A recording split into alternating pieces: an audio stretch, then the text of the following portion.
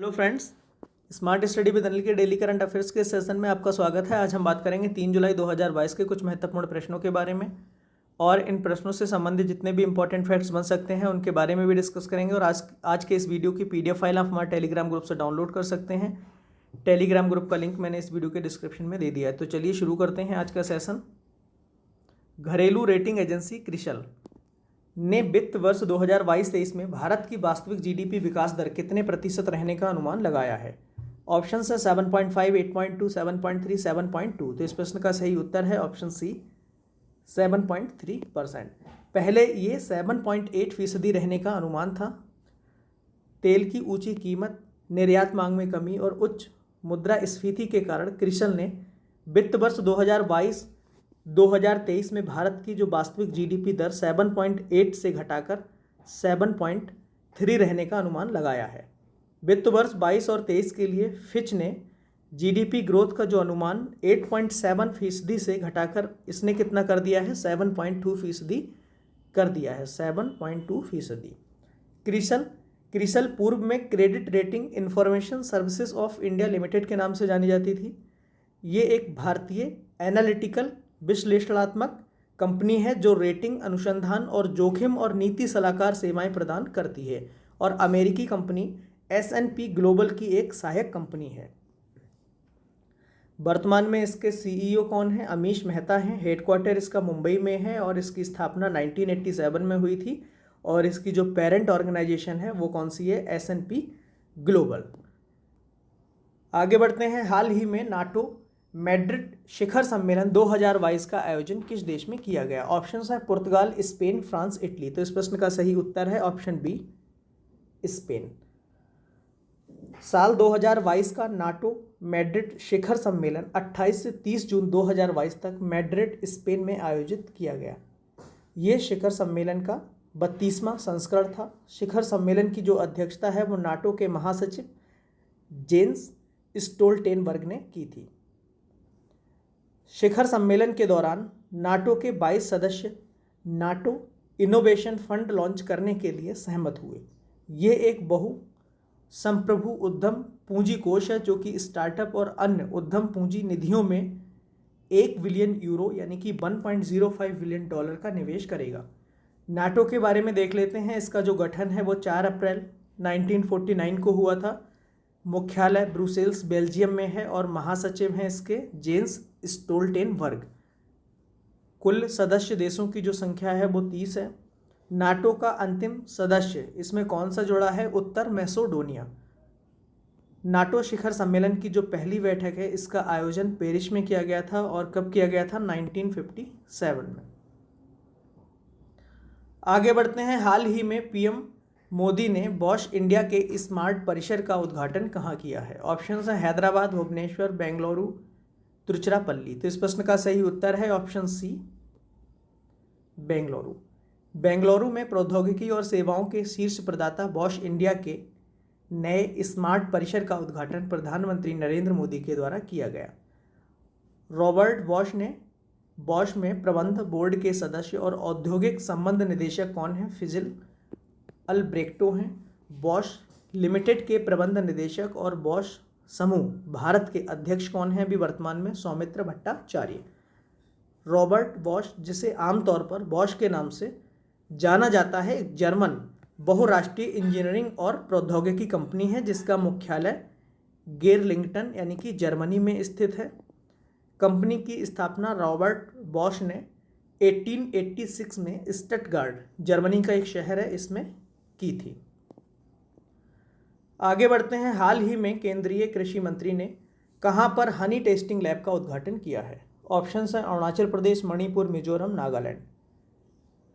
तो इस प्रश्न का सही उत्तर है ऑप्शन डी, नागालैंड। नागालैंड की अपनी यात्रा के दौरान केंद्रीय कृषि और किसान कल्याण मंत्री नरेंद्र सिंह तोमर ने आधिकारिक तौर पर दीमापुर शहद परीक्षण प्रयोगशाला का उद्घाटन किया।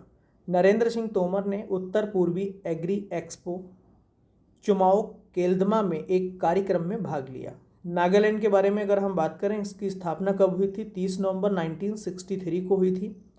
इसकी जो राजधानी है वो कोहिमा है और वर्तमान के मुख्यमंत्री कौन है? नेफ्यू रियो हैं।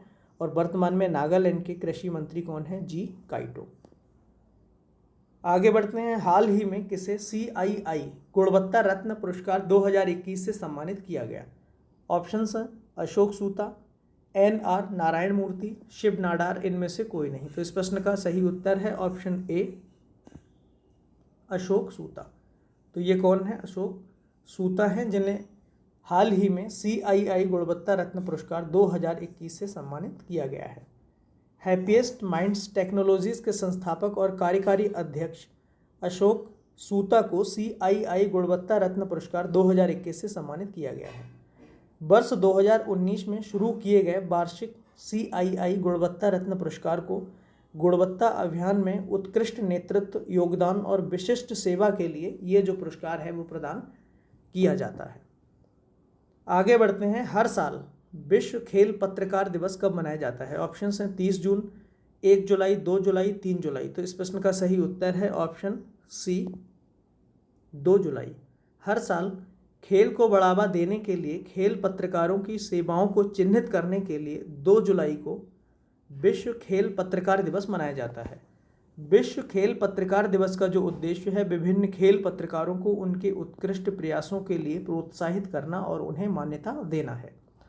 इंटरनेशनल स्पोर्ट्स प्रेस एसोसिएशन ने 1994 में विश्व खेल पत्रकार दिवस की स्थापना की थी। इंटरनेशनल स्पोर्ट्स प्रेस एसोसिएशन का जो गठन है वो 2 जुलाई 1924 को पेरिस में ग्रीष्मकालीन ओलंपिक के दौरान हुआ था।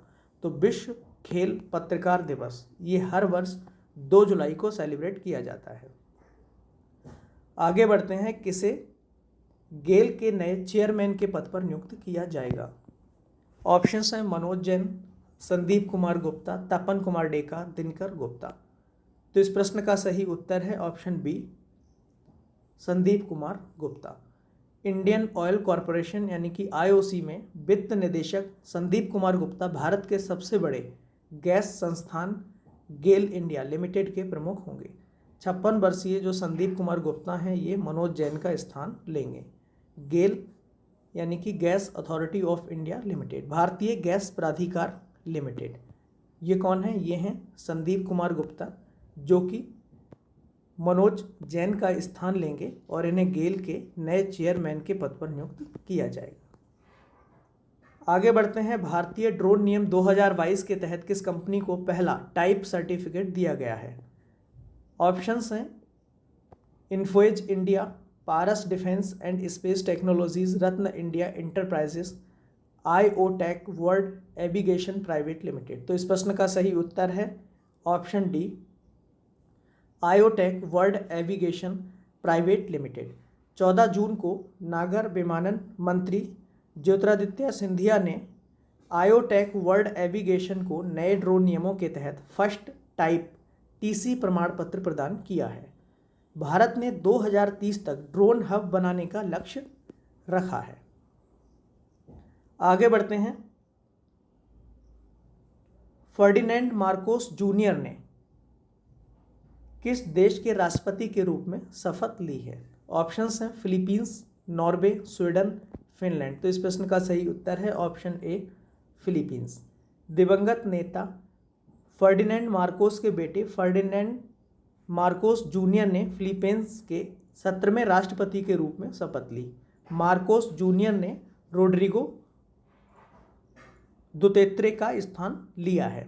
फिलीपींस के बारे में अगर हम बात करें, उसकी जो राजधानी है वो मनीला है और मुद्रा है फिलीपीन पेसो। गुस्तावो पेट्रो, इन्होंने कोलंबिया के राष्ट्रपति जो हैं बने हैं। पैटिक अची, ये आइवेरी कोस्ट के नए प्रधानमंत्री बने हैं। रॉबर्ट गोलोब, ये स्लोवेनिया के नए प्रधानमंत्री नियुक्त हुए हैं। तो इनको भी ध्यान में रखना है। ये कौन है? ये हैं फर्डिनेंड मार्कोस जूनियर, जिन्हें हाल ही में फिलीपींस के नए राष्ट्रपति के पद पर नियुक्त किया गया है। आगे बढ़ते हैं। हाल ही में airport authority of India AAI ने किस राज्य सरकार के साथ समझौता किया है? ऑप्शंस हैं मध्य प्रदेश, उत्तर प्रदेश, आंध्र प्रदेश, कर्नाटक। तो इस प्रश्न का सही उत्तर है ऑप्शन बी उत्तर प्रदेश। 12वीं हॉकी इंडिया जूनियर पुरुष राष्ट्रीय चैंपियनशिप का जो खिताब है अभी हाल ही में यूपी ने जीता है। भारत में सब्जियों का सबसे बड़ा जो उत्पादक राज्य है वो कौन है? उत्तर प्रदेश बन गया है। राष्ट्रीय जल पुरस्कार 2022 में सर्वश्रेष्ठ राज्य के रूप में उत्तर प्रदेश को चुना गया है। टाटा पावर रिन्यूएबल एनर्जी ने उत्तर प्रदेश में 100 मेगावाट की सौर परियोजना जो है शुरू की है। दुर्गा शंकर मिश्रा राज्य के नए मुख्य सचिव बने हैं। तो भारतीय विमानपत्तन प्राधिकरण यानी कि AAI airports authority of India, तो इसने अभी उत्तर प्रदेश राज्य सरकार के साथ जो है समझौता किया है। आगे बढ़ते हैं। कल एक प्रश्न पूछा गया था जिसका उत्तर आपको कमेंट्स के जरिए बताना था। प्रश्न था, हाल ही में कौन सा खिलाड़ी चारों ग्रैंड स्लैम में 80 मैच जीतने वाला पहला खिलाड़ी बना है? तो इस प्रश्न का जो सही उत्तर था ऑप्शन बी, नोवाक जोकोविच। आगे बढ़ते हैं। आज का सवाल, इसका जो सही उत्तर है वो आपको कमेंट्स करके बताना है। DRDO द्वारा कहाँ पर high speed expendable aerial target अभ्यास का सफल परीक्षण किया गया है? आंध्र प्रदेश, कर्नाटक, उड़ीसा, राजस्थान। तो इस प्रश्न का जो सही उत्तर है वो कमेंट्स करके बताना है। तो आज के लिए बस इतना ही। अगर वीडियो अच्छा लगा हो तो वीडियो को लाइक करें, कमेंट करें, शेयर करें और इसके साथ ही चैनल पे नए हैं तो चैनल को सब्सक्राइब करें और बेल आइकन को प्रेस करना ना भूलें।